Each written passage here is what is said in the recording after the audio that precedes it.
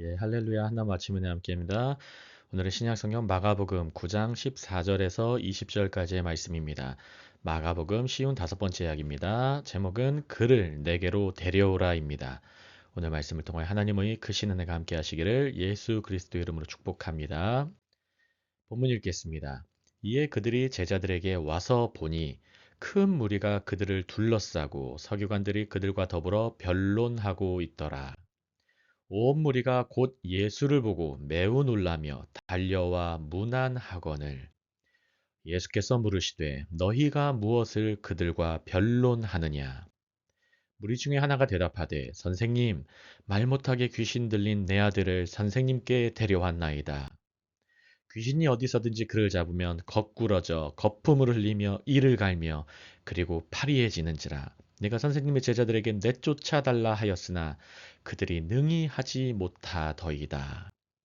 대답하여 이르시되 믿음이 없는 세대여 내가 얼마나 너희와 함께 있으며 얼마나 너희에게 참으리요. 그를 내게로 데려오라 하시매. 마지막 절입니다. 이에 데리고 오니 귀신이 예수를 보고 곧 그 아이로 심히 경련을 일으키게 하는지라. 그가 땅에 엎드려져 구르며 거품을 흘리더라.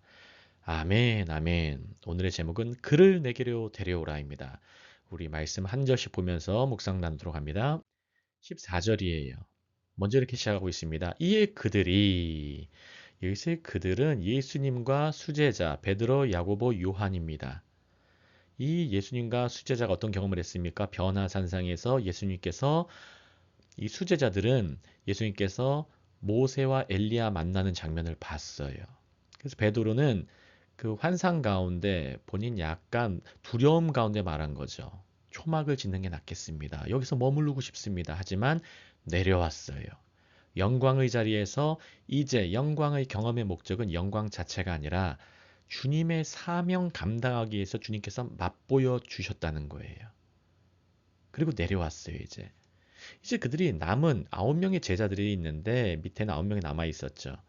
그래서 봤는데 뭐 하고 있었냐면 후반절에 큰 무리가 그들을 둘러쌌어요. 9명의 제자들, 큰 무리들 둘러싸여 있죠.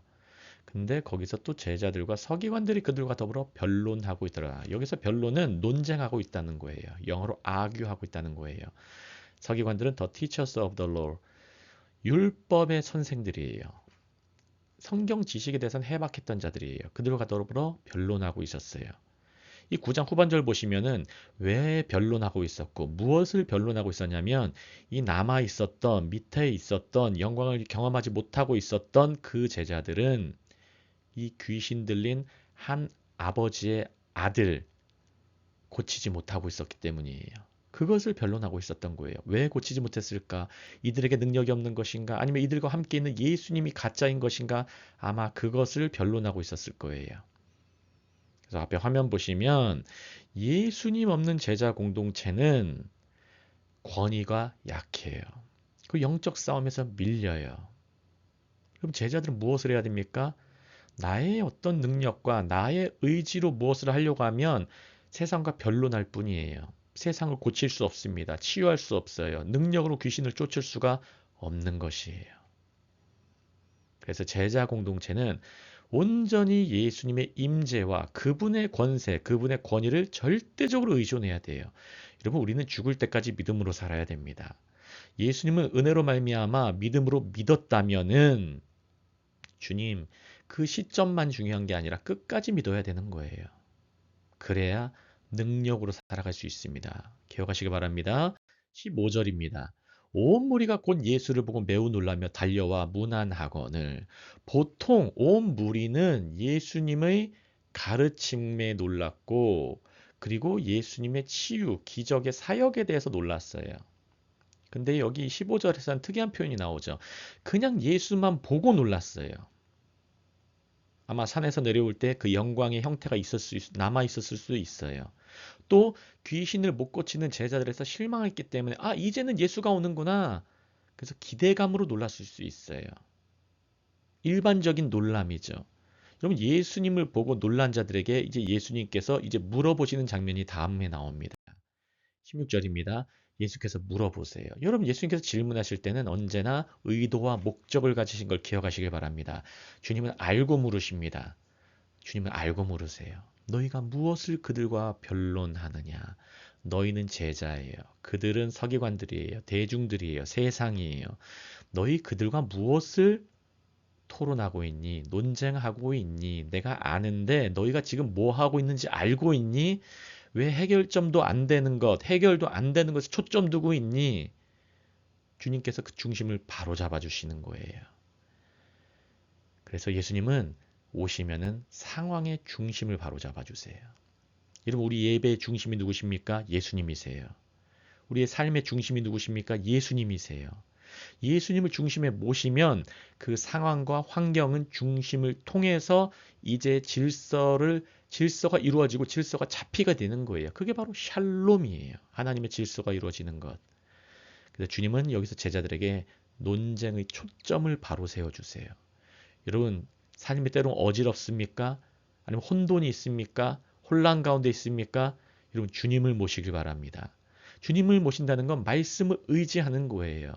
아침 묵상 열심히 들으시고 주일 설교 다시 한번 들으시면서 우리의 삶의 중심을 말씀에 두는 것입니다.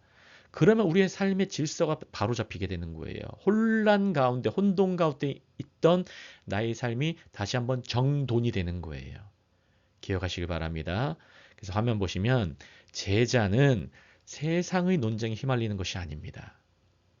우리는 예수님의 시선으로 문제를 바라봐야 된다는 것을 기억하시고 믿으시길 바랍니다. 우리의 시선은 예수님의 시선으로 바라봐야 돼요. 인간의 눈으로 바라보면은 여러분, 제가 어제 설교도 나눴지만 롯이 인간의 눈으로 바라보고 선택한 지역이 바로 소돔이었어요.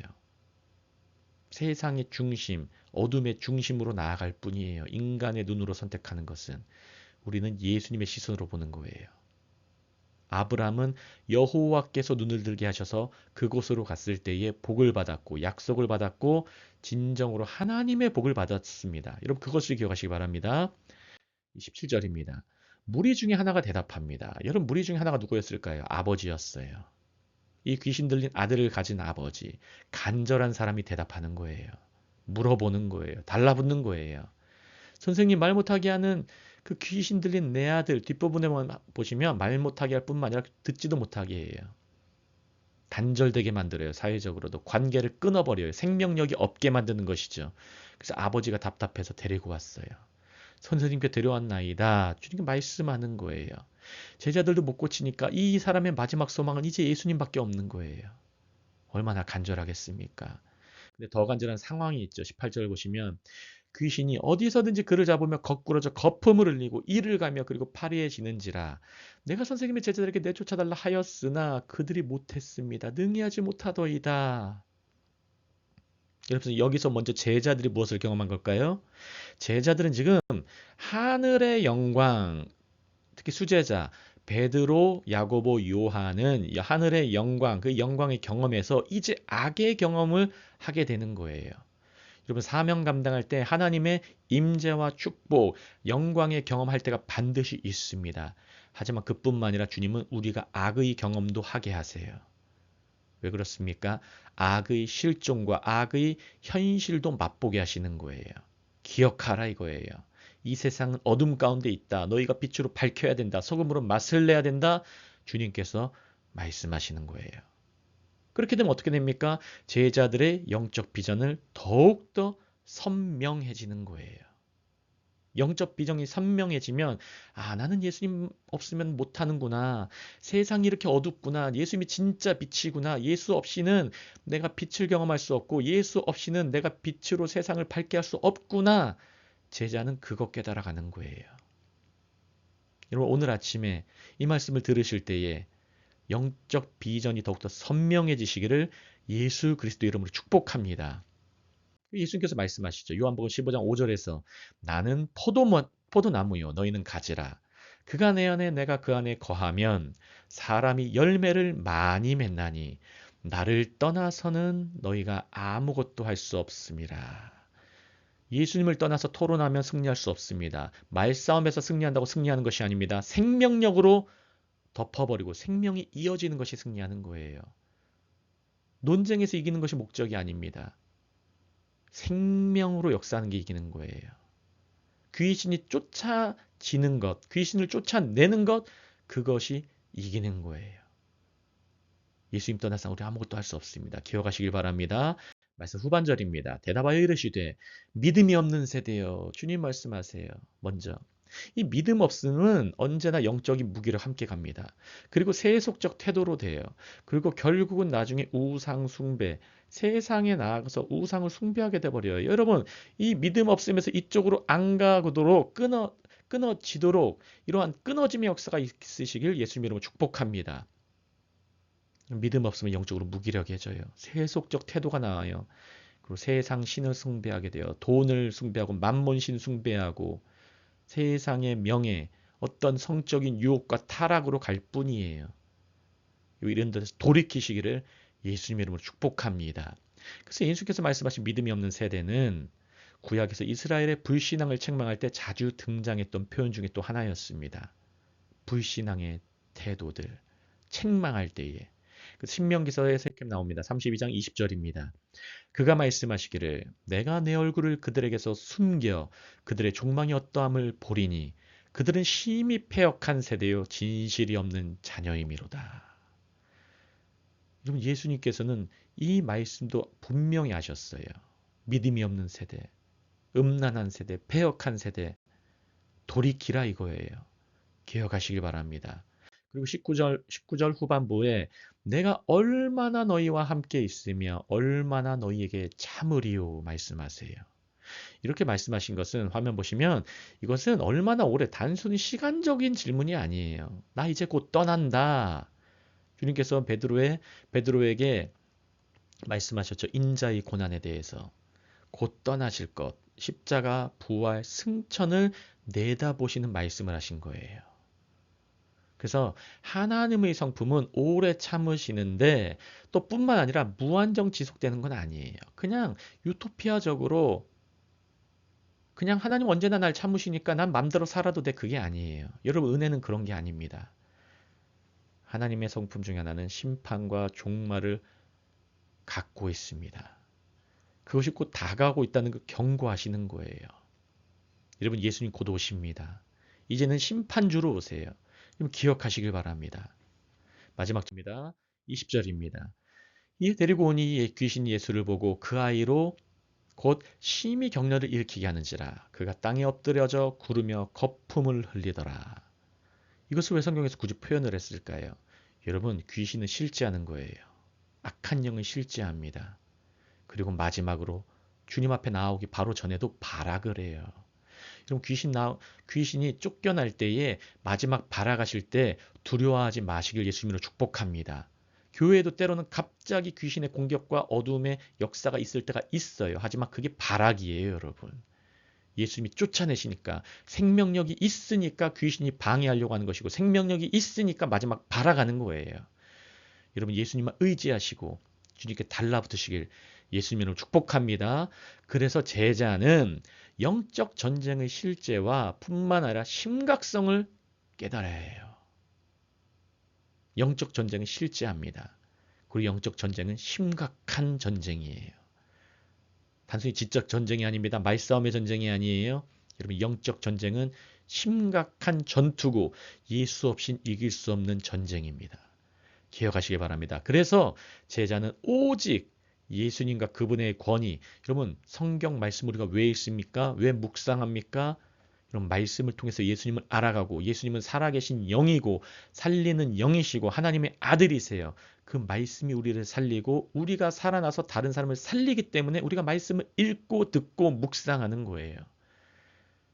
여러분 그 말씀에 달라붙으시길 바랍니다. 그게 믿음이에요. 오늘 하루 주님 말씀 기억하시면서 말씀에 달라붙으시며 세임 얻으시고 그를 예수께로 데려가시길 바랍니다. 오늘 본문이 아주 유명한 본문이죠. 그러나 좀 길어가지고 제가 20절에서 잘랐습니다. 오늘 주님께 데려가는 역사, 그러한 달라붙음의 믿음이 충만하시기를 예수 그리스도 이름으로 축복합니다. 오늘을 적용합니다. 첫 번째, 제자의 삶은 말싸움이 아니라 예수님의 권세에 의지하여 실제로 하나님의 일을 능력으로 행하는 삶입니다. 이것을 기억하시길 바랍니다. 두 번째, 영적 싸움의 본질은 믿음입니다. 예수님은 믿음 없는 세대를 책망하십니다. 나는 지금 믿음으로 살고 있습니까? 아니면 남은 제자들처럼 무력하게 살아가고 있습니까? 세 번째, 예수님의 임재가 모든 어둠을 드러냅니다. 내 삶의 어두운 부분도 그분 앞에 드러내고 치유를 받아야만 합니다. 기도하며 예수님께 달라붙어야 삽니다. 여러분, 주님께 달라붙어야 살아요. 한 번 달라붙은 거 끝까지 달라붙으시길 예수님의 이름으로 축복합니다. 기도하겠습니다. 할렐루야. 하나님 아버지 너무나 감사합니다. 오늘도 새날을 주시고 새일을 역사하실 것을 믿습니다. 하나님 아버지 주님께서 오늘도 함께 하셔서 말씀을 주셨사오니 주님 그 말씀에 달라붙고 나아갑니다. 믿음으로 달라붙습니다. 주님 우리를 불쌍히 여겨주시고 우리의 어둠의 모든 내면의 영역이 아직 남아있다면 아버지 주님 붙들어 주시고 온전히 우리를 붙들어 주시사 빛으로만 감싸 주시고 주님의 은혜로 덮어 주시사 회복과 치유가 있게 하여 주시옵소서. 나사렛 예수 이름으로 회복될지어다. 나사렛 예수 이름으로 강건해질지어다. 나사렛 예수 이름으로 믿음으로 굳건하여질지어다. 주님 이 말씀을 듣는 모든 주의 자녀 백성 왕의 신부들에게 성령의 기름 부어주시고 세상과 논쟁하고 말싸움하는 것이 아니라 예수 이름 붙들고 예수만 의지하여서 능력으로 세상을 온전히 이겨나갈 수 있도록 주님 붙들어 주시옵소서. 어둠의 영적 권세들 예수 그리스도의 이름으로 말미암아 쫓아낼 수 있도록 붙들어 주시며 우리 한나무 교회 모든 사람들 붙들어 주고 지켜주시고 하나님의 영적 자녀 백성 왕의 신부로 끝까지 삼아 주시옵소서.